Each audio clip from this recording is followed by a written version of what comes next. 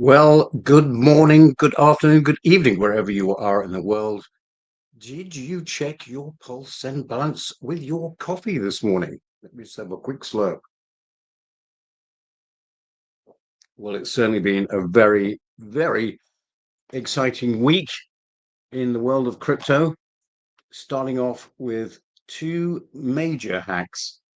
One, the Liberty coin, Libra coin, promoted by allegedly the Argentinian president, orchestrated by a young 28-year-old. Good luck to him. He's now sitting on about $100 million worth of basically stolen money. If that wasn't bad enough, we then got the news about Bybit, a mere $1.4 billion worth of Ethereum stolen by reportedly the North Koreans, the group that calls themselves Lazarus. And, you know, we they're never going to see that money back. I mean, they've managed to secure financing through loans to basically pay everybody who's withdrawing and who wouldn't want to at this stage of the game, but they're never getting that money back. Some of it has already been bridged over to Solana. Now, where it goes from there, nobody knows. It's highly unlikely, though, that the Koreans are going to be able to benefit from this from Ethereum into cash. So, what they're going to do is they're starting their own Ethereum ETF, funded by the Ethereum from Bybit. You couldn't make this stuff up. Excuse me. Some people have said, Conrad, why is it that you never wear a bow tie anymore? Well, I can tell you, it is about 94 degrees here and 94% humidity. I ain't wearing a bow tie for anybody. I'm sorry, but it's just not happening.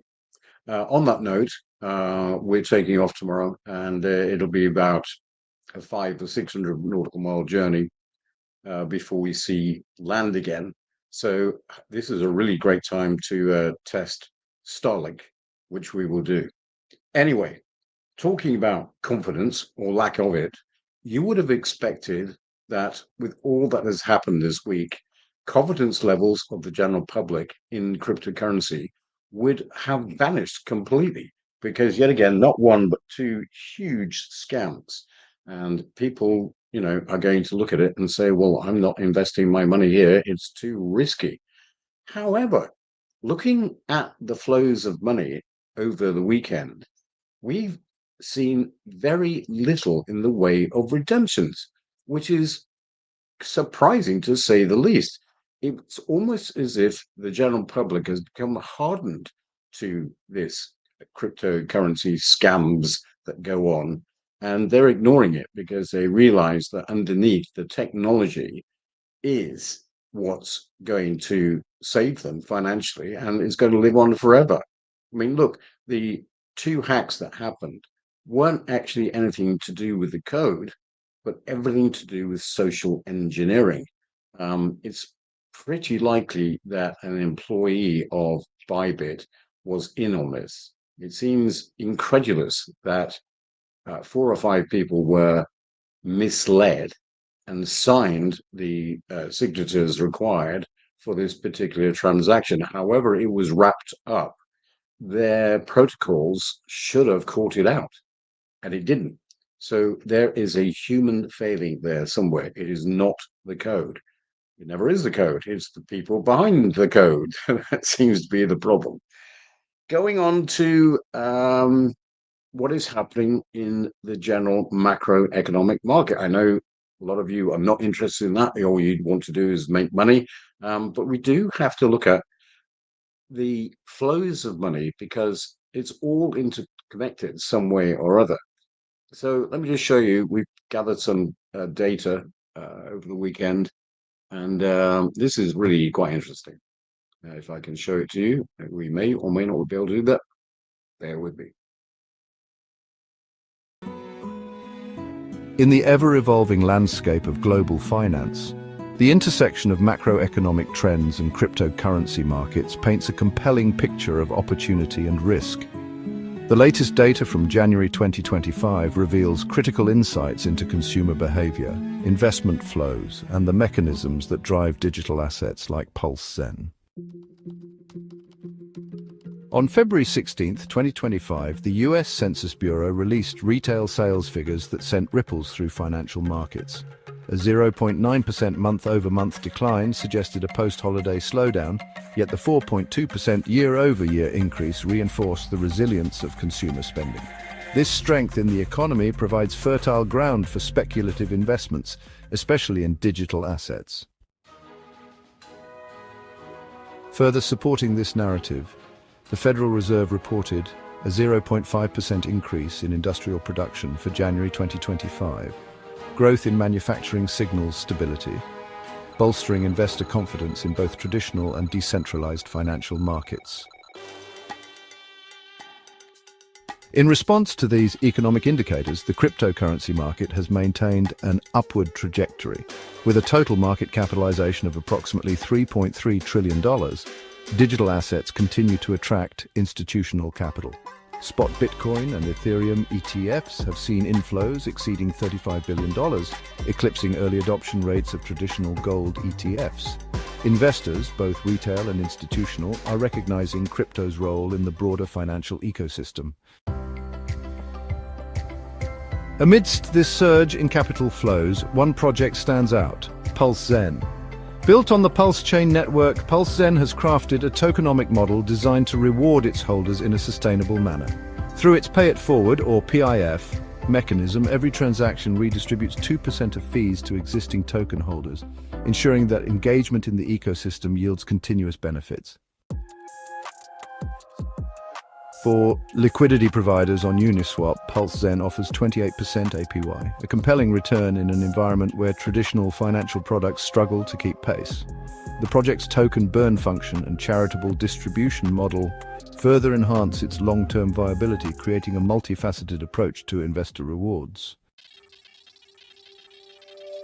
In a market driven by both speculative and fundamental value, PulseZen's model stands as a testament to how decentralized finance can create opportunities beyond mere price appreciation. The combination of passive income, liquidity incentives, and supply reduction mechanisms positions it as an attractive option for both seasoned investors and newcomers to the space. With economic indicators pointing towards stability and continued capital flow into digital assets, projects like PulseZen have the potential to thrive. The sustained year-over-year growth in retail spending suggests that investors still have capital to allocate, whether to traditional markets or high-yield crypto investments. As financial landscapes evolve, so too does the perception of value. The rise of PulseZen and similar projects exemplifies how decentralized ecosystems can not only coexist with traditional finance, but also redefine the very nature of wealth creation. The question is no longer whether crypto will remain a part of global finance, but how deeply it will reshape it. This is the future of finance. This is PulseZen.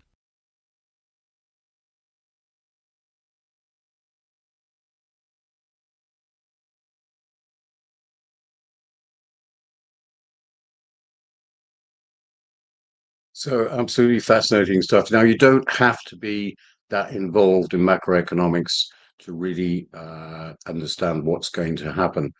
What I forgot to do, again, is voice check, because this sound card's been playing up, and of course, being in the middle of the ocean, you can't get replacement parts very easily. So can somebody kind of give a one in the chat to say that you're actually hearing what I'm saying? Somebody? Anybody? Put a one in the chat. I'll just wait for the delay here and see what's happening. All right, great. So what I was saying was it is only of interest to us of what's happening in the wider world to try and work out, you know, what kind of capital inflows we might expect over the next 12 months. And it's extremely positive. The Federal Reserve in the United States has actually signaled that they're going to turn the princes back on the 1st of June, or maybe even sooner. We are seeing a lot of positive news coming out of the United States as far as cryptocurrency regulation is concerned. We'll have to stand by and see what happens. The SEC is being completely reorganized. as it probably needed to. And so we're going to see a bit more sensible stuff coming from the SEC going forward. There's no doubt about that. So look, we're sitting at 3.3 trillion in the cryptocurrency market. Most of that, of course, in Bitcoin and Ethereum. Well, Ethereum 1.4 billion less. But we are looking at research which is saying that 3.3 trillion is very soon to become over 20 trillion. That is enormous amounts of money that is going to be flowing into crypto. And some of that undoubtedly is becoming clear that it's going into Pulse 7. Lots of green candles going on at the moment. Hopefully more and more as time goes forward. So this is a segue into what actually PZen does. What does Pulse Zen actually do?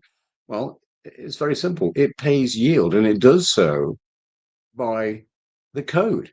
You just buy and hold it in your wallet, and automatically, every day, every transaction, actually, you get paid de facto compounding interest.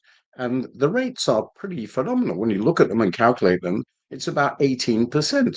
Where are you going to get 18% in such a volatile market that we have right now? Certainly not stocks, certainly not the banks. Where do you put your money? I would go so far as to say that every single person who's working should dedicate at least 10% of their salary and input it into cryptocurrency and hopefully Pulse Zen. Look, um, I love this little anecdote. Let me just show you very quickly of how this escalates with the snowball effect. The more eyeballs that we get on the protocol, the more transactions we get. This is what's going to happen.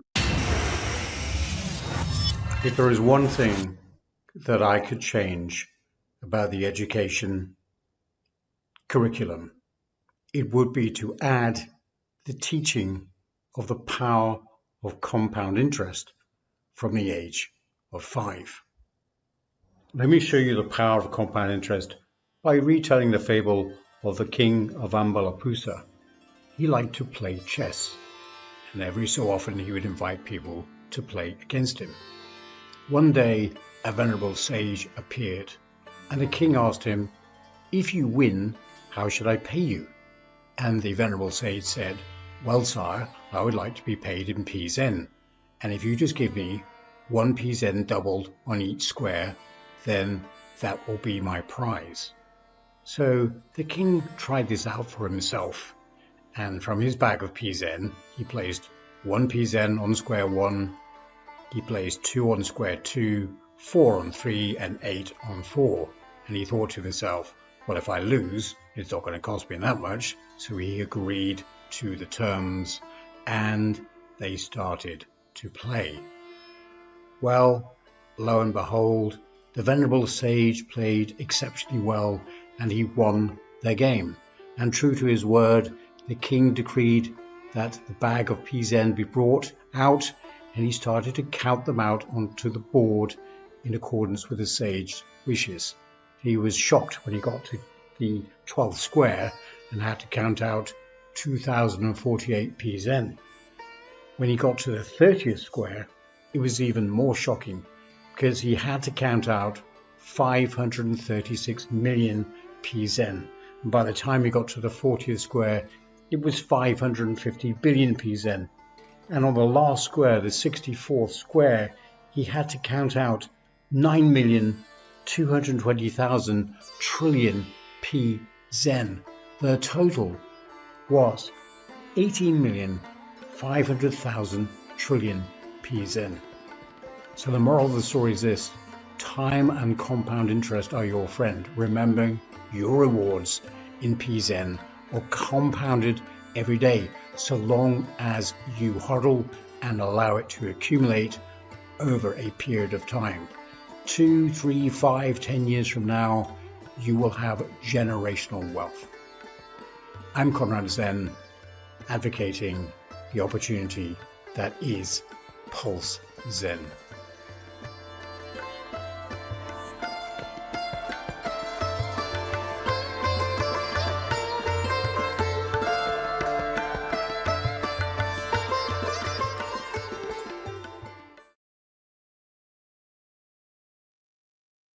Well, it's absolutely no wonder then that people like Warren Buffett quite clearly states that, that's his philosophy of investing. He thinks that compound interest is the eighth wonder of the world. I think he stole that phrase from me. So Pulse N is coded in your favor. It is the best protocol out there. There's no doubt about it. And if we look at, actual numbers, this is what it kind of looks The like. power of Pulse Zen is in the compounding interest code. Let's look at today's numbers. 1 million Pulse Zen at $0.0005. It would cost $500. The daily pay it forward code can average for the year 500 Pulse Zen per 1 million held. So you are making about 25 cents a day, or $91 or so a year. So that works out to a very nice 18.2% a year, no staking, no lockup. However, if we allow ourselves to imagine the growth in Pulse Zen, imagine daily volume increases, and price is 30 cents. Everything looks shockingly different. The daily PIF is now $120 a day, at 30 cents per Pulse Zen. That generates compounding rewards of about $43,800 a year, which is a staggering 1,460% APY. Go see for yourself at pulsezen.app. So there we have it. More and more people are piling into Pulsar because they realize this is the protocol that's going to pay you yield without having to lock your money up for years on end, without having to stake it. You just buy it and hold it in your wallet, and you automatically get your fair share of the pie. And it's as simple as that. And that is how compound interest works. And time and compound interest are the key to wealth building. And as I say, every working person in the world should be putting at least 10% of their money into Pulse Zen, because you cannot achieve this anywhere else. I think people are realizing now that investing in mem coins is a waste of money, literally, because you have seen enough times by now that they are actually controlled by big whales. They have networks of people that pick a coin or launch a coin and pump it up to the max, and then right just before the top, they all coordinate and sell. And guess where the money goes? Not to your pockets, but to their pockets, as has been demonstrated by every single mem coin out there, including those that are on Pulse chain. Everybody has to wake up and realize that they are being scammed. It doesn't look like a scam, but it is. Pump.tires is there, and it's a scam. However, it's a very clever way of burning Pulse. So if you're going to do that sort of thing, use pump.tires. And if you want to play around, put your money into pumps, PUMPZ, which is Pump Zen. Bit of tongue-in-cheek stuff, but if you want to play the game, there's another way to promote Pulse Zen. Anyway, we're up about 20% this week, nowhere near where we should be, but we are going steadily upwards. I mean, let's have a look at the record, the rest of the ecosphere, if I can show you. Yeah, let's just use Go Pulse. That has pretty good statistics. Let's have a look. So here we have Pulse, sadly down 7.44%. Pulse X down 6.24%. Inc down 6%. Hex, sadly, down another 5%. It's now running at 0.0129. This is terrible. And of course, with the OA, with its logic of trying to actually attain the yield for their own wallets, meaning that there's basically no reason to stake now, because even if you do, right now, you're only going to earn about 5.6%. It's crazy. Why would you lock your money up for years for that sort of interest rate. I mean, Richard Hart has thought this through, and what he's done is he's tried to get price appreciation, but so far it doesn't seem to be working, which is very sad. And I hope that it turns around very, very soon because I'm also invested in Hex. In fact, everything I mentioned, I'm invested in. So there we have it. Not a very pretty chart. However, Paulsen, we're kind of getting there. I think more and more people will actually come over to Paulsen because you can't achieve these yields anywhere else. So there we have it. I mean, I don't want to go on too long on this broadcast. We've already been about 30 minutes. So that's all I have for you today. Keep believing, keep pumping up. People seem to love green candles. It's great for marketing, but as we know, we're not really interested in the price per se. We want the interest, and the price can go up and down as the market dictates. Hopefully, you'll time the market and be able to sell at the highs. But I guarantee you, most of you won't. This is another aspect of investing in cryptocurrency. How do you forecast when the market's topped out? You know, it's a big luck factor involved here.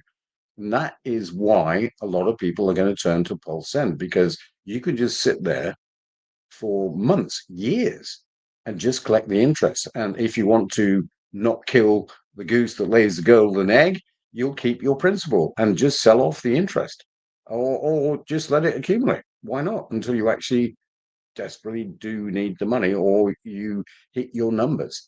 That's what this game is all about. You have to be totally disciplined and you can't treat investing like a casino, which is what most people do. And they try and hit the moonshot. Few people do, but most of those are insiders operating on insider knowledge. And the game is completely rigged, completely rigged. So going forward, things are looking very positive. Very positive on the American market front.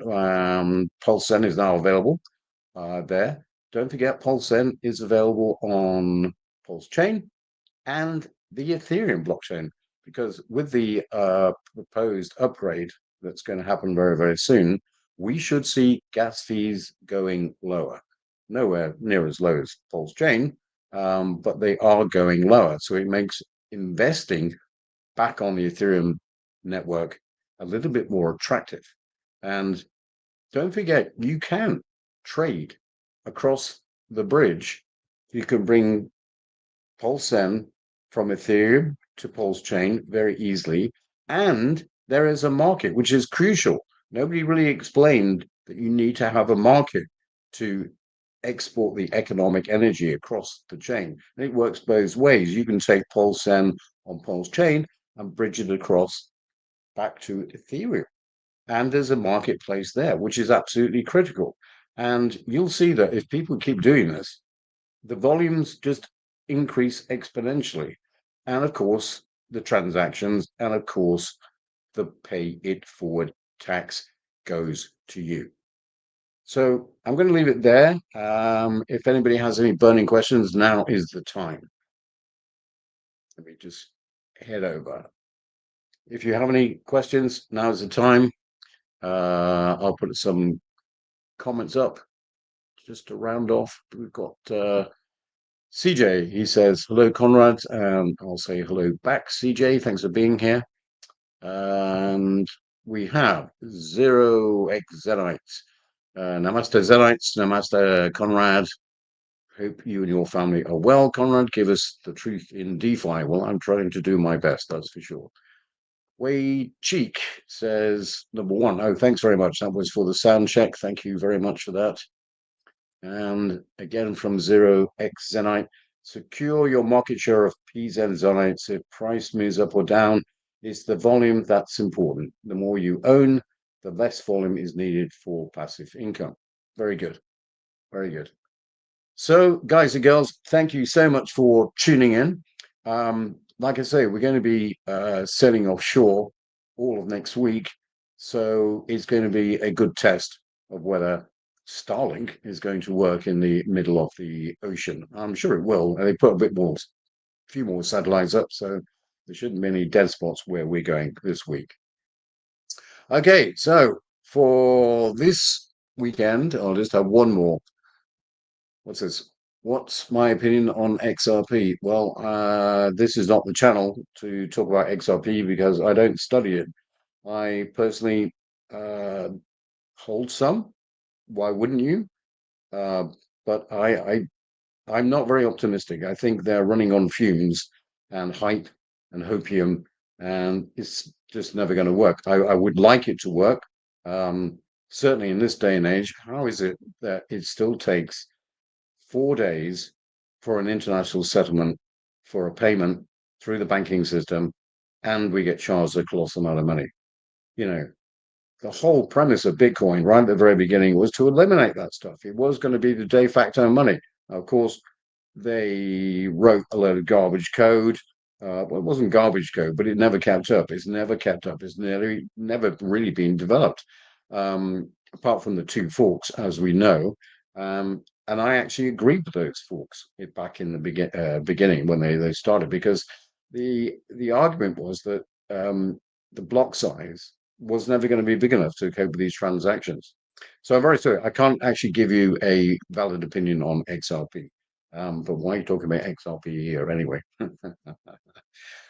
We are coin agnostic, to be quite honest. We will look at things where we can make some money because everything's going to flow back into Pulsar eventually anyway. So I'll never stop people from talking about other coins because everybody has a valid opinion. That is for sure. But what is the truth is that Pulsar protocol is the one that is going to make you the most amount of money at the end of the day. Anyway, I'll say Slanjivar to everyone. Thank you very much for tuning in. We'll see what next week brings. Bound to be an exciting one, that's for sure. I mean, I guarantee you that you're now spending a lot more time thinking about crypto and partaking of crypto news than you were this time last year, which is a very, very good sign and very positive going forward. Anyway, I'm Conrad Zen, former Bitcoin Foundation member, and now evangelist for Pulse Chain and Pulse Zen. Thanks very much for tuning in. And I will be spending more time on the boat, lock the house up, and off we go.